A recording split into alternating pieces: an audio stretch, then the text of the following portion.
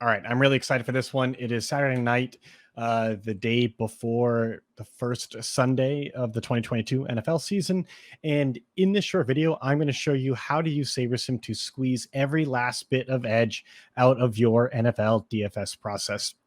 Before we dig in, though, I just want to say, if you're just getting started, you're going to learn something from this, but this video is really for the players who deeply understand the qualities that go into winning lineups and have a process for getting those lineups from an optimizer.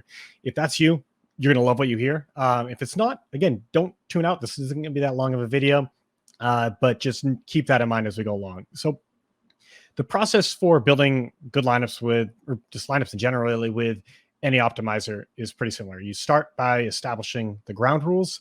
You review the lineups you get. You adjust the rules and try again. And you're just continuously refining it until you get to something that you like what you see. You feel like this is okay. These lineups are pretty good. I'm not saying they're perfect, but you're happy with what you see. And then from there, it's all about tweaking and tinkering to just get it dialed in just the way you want.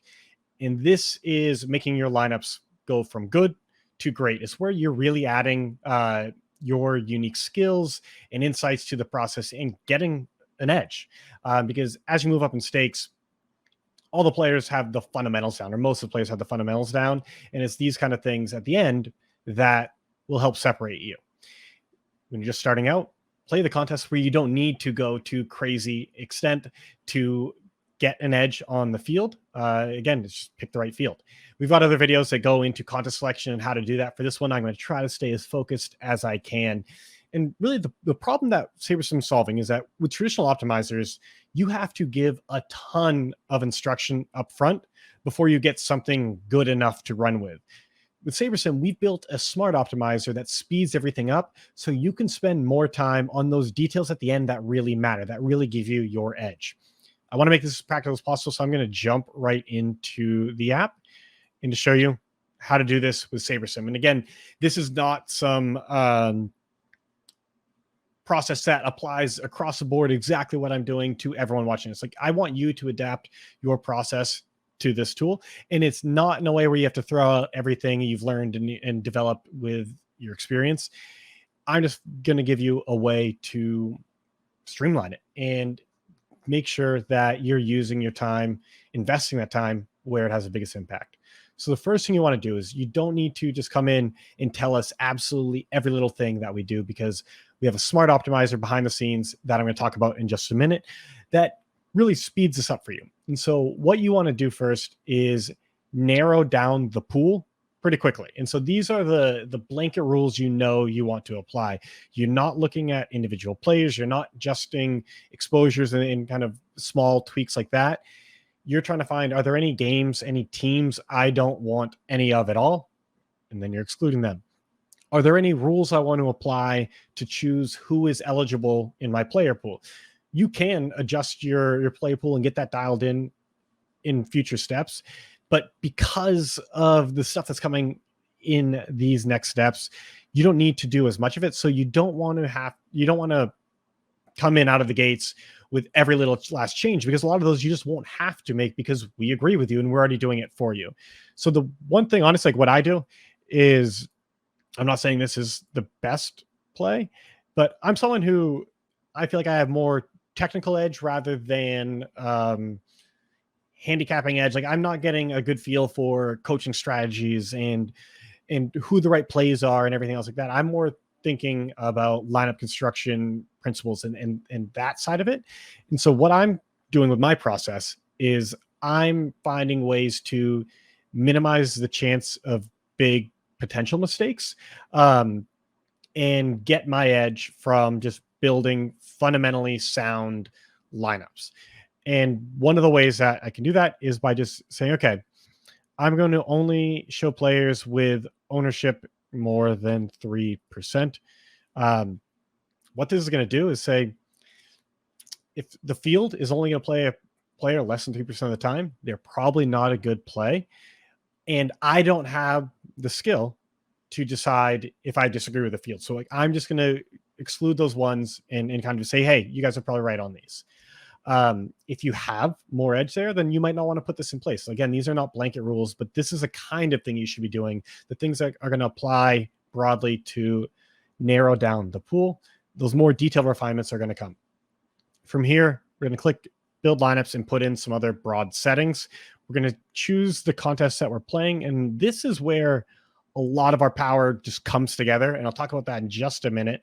But don't worry about precision here. If you're playing multiple contests, which most of us are, pick something in the middle of it. It doesn't need to be exact. This is just one more way to get us pointed in the right direction for what you're looking for.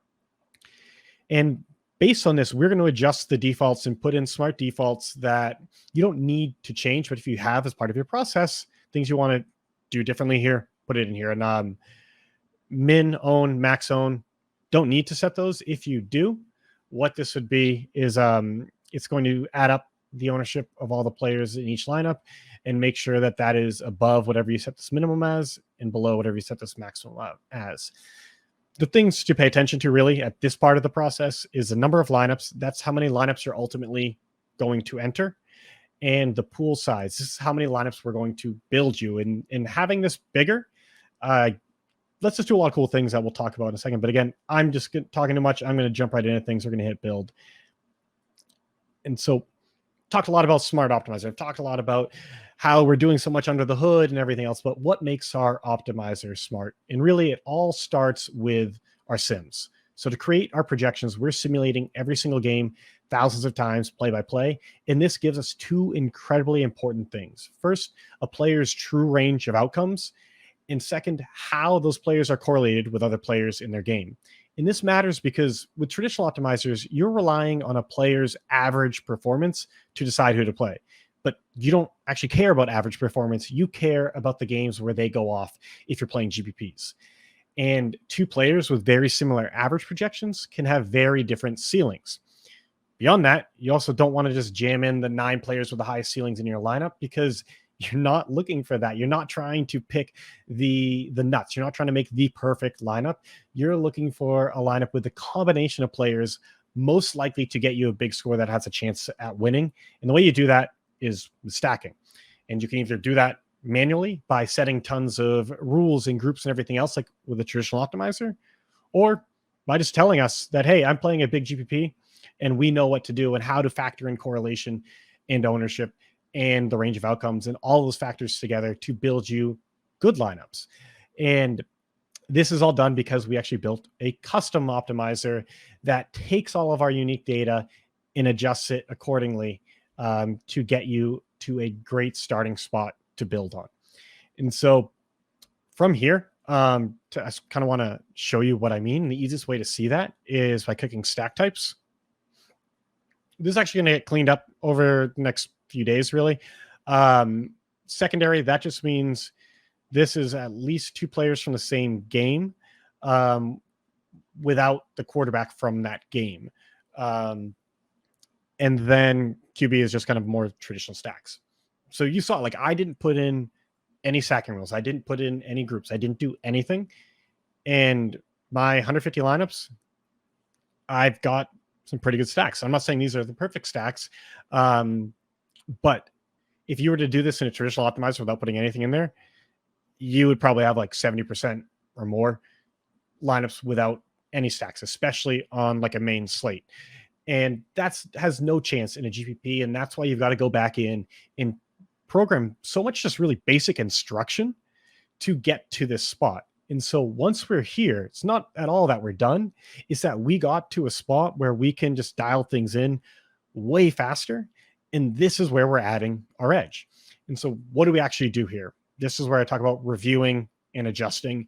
And this is, again, where experience comes in because it's more art than science. There's not some exact step-by-step process I can teach you for what to do here. It's based on what you found through your experience. We're going to put out more videos on how to develop this experience yourself, but I'm also going to talk about a few things just like point you in the right direction. So wherever you're at, we're going to help you out. But what you're looking for at first is just starting with the big picture before worrying about the individual players. And if you like the exposure and everything else, make sure you like the stacks that we're giving you. Make sure we've got like the game stacks, the team stacks, all of that. Like, look at this higher level stuff, because If we're off on this, the adjustments to the individual players don't matter. Get the big picture right, and then worry about those details. And so if you had disagreements here, what you would do is you would really just plug it in. If you want to lower exposure of a certain stack type, you could just say, I actually want at least 50% of my lineups to have this QB +2 and then 1 on the opposing team. Change the minimum exposure to 50. And because we built that pool that I was talking about before, we don't have to build a new lineup to get that. We're going to search through this pool of 500 lineups and see if there's 150 where half of them, at least half of them, have a QB +2 with 1 on the other team for a stack. So what you're looking for is, okay, can I make enough adjustments here to just get it to look like what I'm happy with?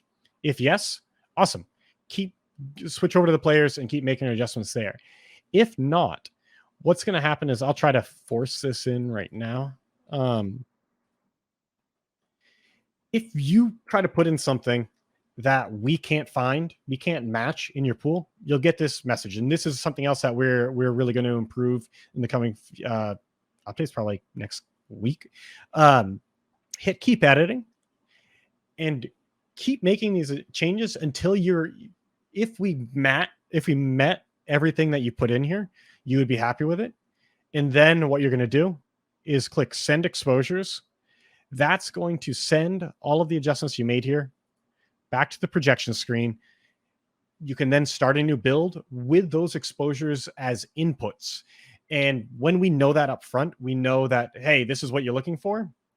We're able to match it if it's possible, or at least get very close. But the reason you don't tell us that up front is really there's two. One, it's hard to know exactly this kind of thing. I think this is where people often have put too much precision into something that's just hard to predict. But that's kind of a side point. But the other part is a lot of what you may feel like is important is something we're going to give you anyway. So you don't have to just micromanage every detail when we already know what to do in a lot of the cases. And so the other part, going back to what I was saying, is like, don't make too many assumptions early, is because this is a smart optimizer and it's really understanding what makes lineups good and what makes lineups have a real shot at winning. You want to drive the show. You want to tell us where to go, but we've got some good tips along the way too. And so we're kind of a good co-pilot in that sense. So listen to us and see, hey, I might not have played this.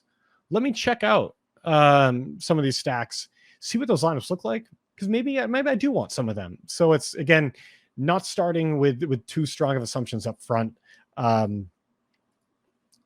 until you actually see what you're going to get, and do some research too. Because like I was saying, as a co-pilot, we might say, hey, you might have wanted that, but this is what we're thinking. And it's pretty different. We could be wrong. Like, you're the expert. This is just a computer program that we've put a ton of effort into and are constantly improving, but you're the expert. So keep in mind what we say, use that to inform your research, but ultimately your opinions that you come up with through that process are what's going to shape this. And once you have those down, make your adjustments. If you can do it within the pool, stay here. If not, send it back to the projection screen, do a new build, then get into those details and dial it in. And the more precise you're trying to get, the more likely it is you might have to go through a couple rounds of sending it back and starting over from scratch. That's not necessarily a bad thing. It's just, again, saying, all right, like, you've made enough changes where those initial assumptions we had in mind need to be adjusted. So let's start over again. But you're not starting from scratch. You're now then moving the starting line to where you just were at. So a lot you can do here, a lot of things to look at. I said I would cover things for people who might not know where to get started on. I don't have strong opinions. I don't know what stacks I should have. And it's realizing that there's no right answer. Again, that goes back to the more art than science. Don't feel like you have to change every little thing, because you don't. The things that, if you are just getting started with, you should focus on is really just jumping to the details, because we're going to get a good enough spot on the big picture that if you don't know where to begin with there, like, you could do more harm than good messing with it. But where you can add a lot of value is on the detail of just looking for the outliers. As you have more experience, outliers is going to take a different form of like outlier stacks. Like, oh, this seems like a lot of that one. And you're going to have a much better feel for what outliers are, like what the real goal should be, or at least the direction it should be pointing. But if you're just starting out and don't have a clear idea, and honestly, like even if you're more experienced but might be more technical like I am, look at ownership. This is how much exposure we expect the field to have to a player. And if we are significantly over on that, that's not to say it's wrong, but that's just to say, hey, we're taking a real stand here. Should I be doing that? That's, again, pretty subjective.